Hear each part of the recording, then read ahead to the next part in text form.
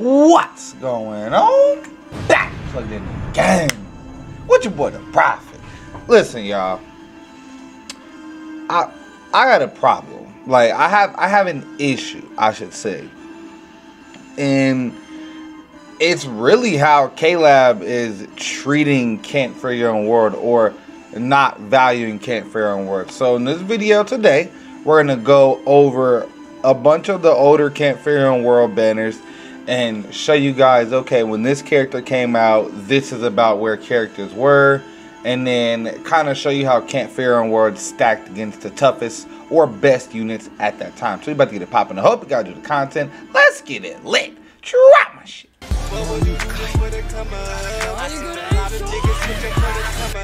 They left a nigga down bad, I had to come up and hustle down into the sun. I had to switch up, nigga, no, I ain't mad at you. I just had to come up and look at just what that bag could do. I charged into the game cause I said I won't complain. Ain't been no sunny days, I had to get it out the rain. Look. And we back plugged in the game.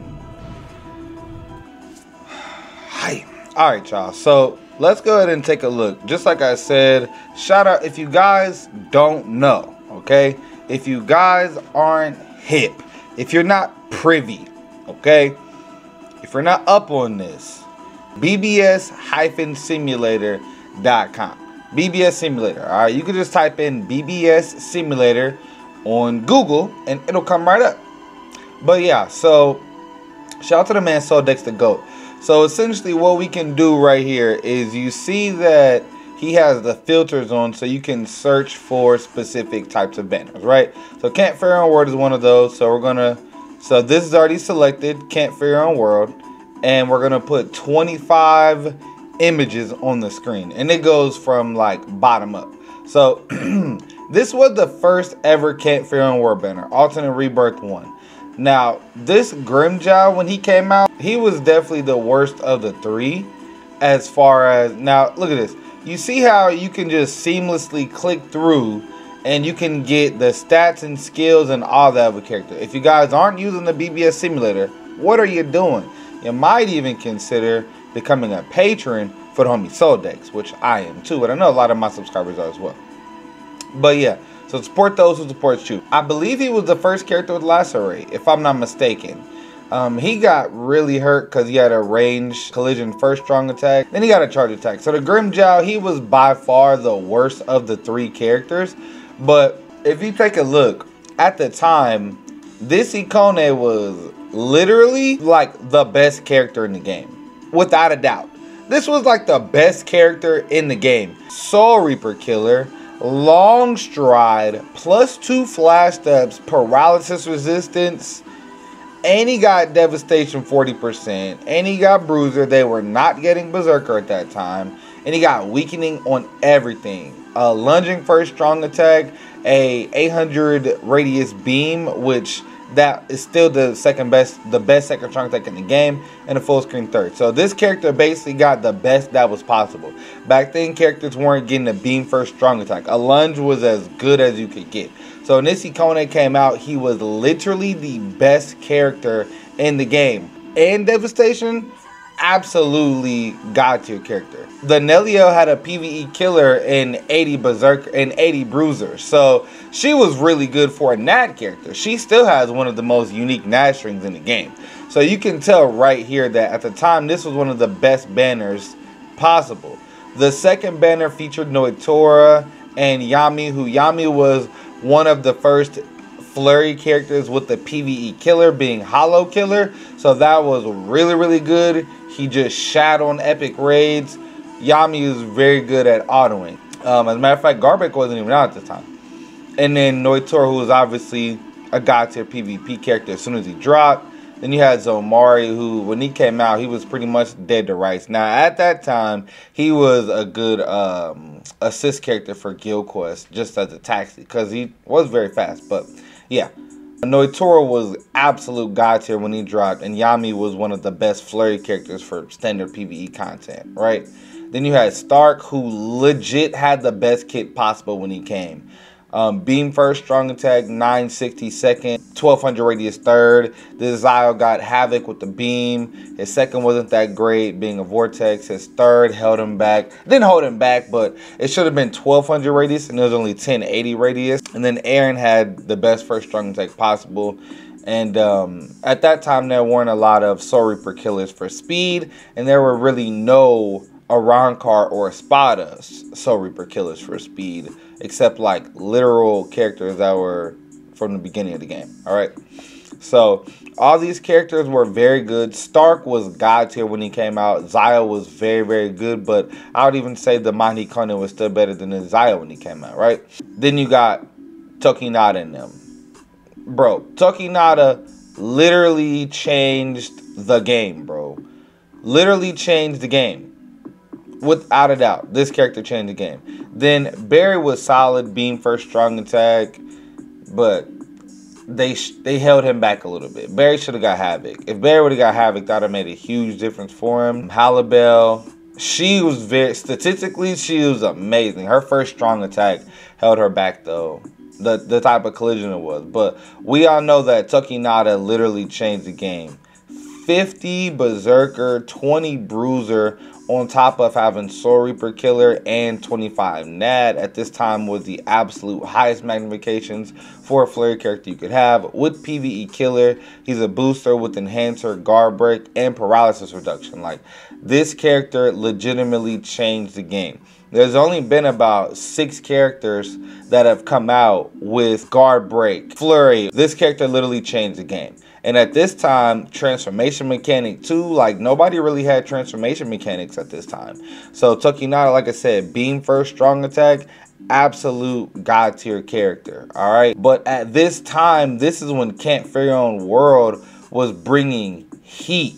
Like every Can't Fear Your Own World banner was bringing absolute heat. Now this was one of the most mid Can't Fear Your Own World banners. At this banner was when people were kind of like, okay, like maybe not every Can't Fear Your Own World banner is going to be cracked.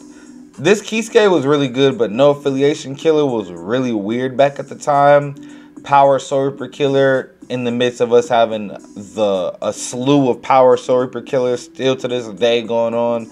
And it's Halibel. Like, there were already characters better than Halibel and Nelia when they came out. Kisuke was the best by far at No Affiliation. So even to this day, for No Affiliation killer like Guild Quest, that charge attack still hits crazy. So, you know, this Kisuke is definitely a very good character.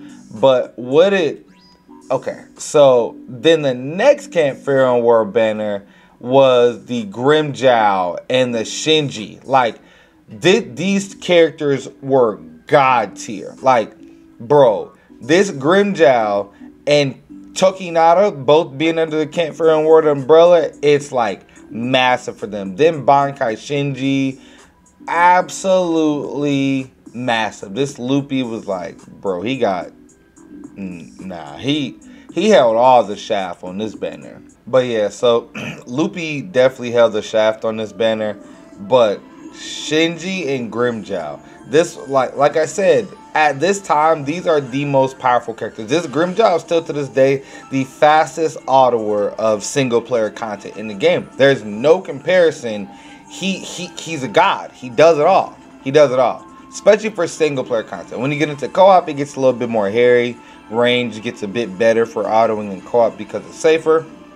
But for just standard content, what you just doing regularly, bro, this Grimmjow is a god tier autoer. And even now, this Shinji is still one of the best characters in the game just because of his kit and magnification. So, you know, he don't have like the guard break or range resistance or anything like that. But as far as his kit and his damage, he's still one of the best characters to this day. So Kenny Sanosuke and Sweet, this was a miss. This was a miss for most people. Unless you're a Shunsui fan, even the Kenny fans don't like Pot Ken. And it's not that he's a horrible character, it's that he did not get guard break. There's never been a Kenny with guard break. He always gets flurry, but never got guard break. So this is supposed to be the guard break Kenny, and it wasn't. His inheritance zone days suck because he's horrible at autoing it at that level. Like, he doesn't have any status elements. he's just gonna die. Okay, he doesn't have anything keeping him alive. His second strong attack is a joke. It's a vortex. It works in some cases, but very, very few. Okay. Sanosuke, range collision first, range collision on his second, full screen third. He's okay, but even when he came out, character still did his job better than him, except for the healing part. But yes, Shunsui, another no affiliation killer to the Camp Pharaoh world. Kinda is what it is. His first strong attack is horrible. Second is mid.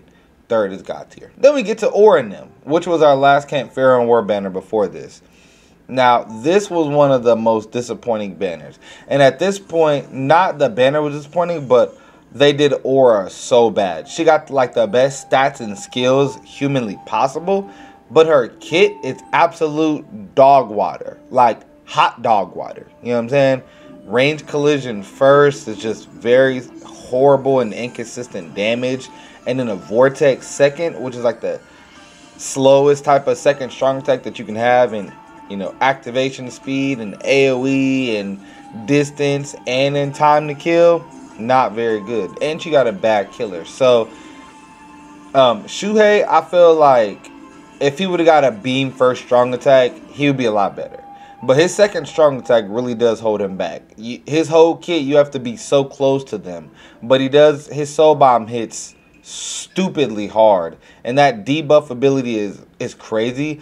I just feel like he should have got a last ditch. He should have got last ditch after soul bomb. His whole thing is bringing himself back from the dead. They didn't do anything about bringing yourself back to the dead at all. Like, they literally missed it, okay? But this Ikone, his second strong attack held him back. Bro, these are like some of the these are some of the worst second strong attacks possible right now. Shuhei's second strong attack hits in 2 stages, so you can't just kill multiple waves of enemies. It's impossible to kill multiple waves of enemies with the second strong attack, unless you're like max transcendent. And even then, you're just you might kill the first wave, then damage the second wave, rather than just wiping out 2 whole waves with the ultra powerful second strong attack. The damage makes it so that you cannot do that. It's split up. So same with him. And then he got the same thing. His damage is split up, but then divided by 6, because he has the second part of it is range collision. And then she has a vortex. No, not one person on this banner has a second strong attack that actually just drops out damage, straight melee collision, straight devastation. None of them do. So this banner got horribly shafted. And then you got this shit. These are some of the most premium Camp Pharaoh World characters ever.